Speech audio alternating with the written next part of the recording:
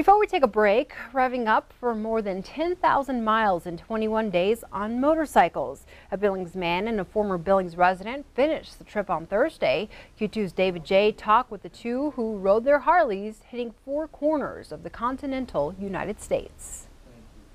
Chuck Osborne planned out his 10,000-mile trip 6 years ago.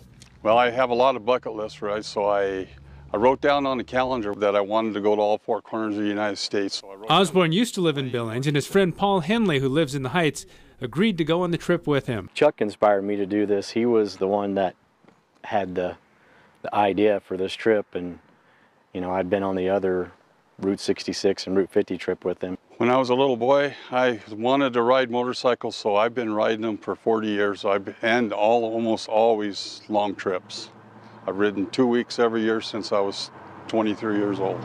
The two rode touring models from Harley-Davidson and often rode more than 500 miles a day. It's not really like a tourist kind of trip that we do. It's more like an endurance thing, so you have to wake up early, ride sun up to sundown. You forget everything that you're troubled by or stressed about, and it truly gives you a 2 or 3 week vacation from everything. The ride gave them a chance to see America.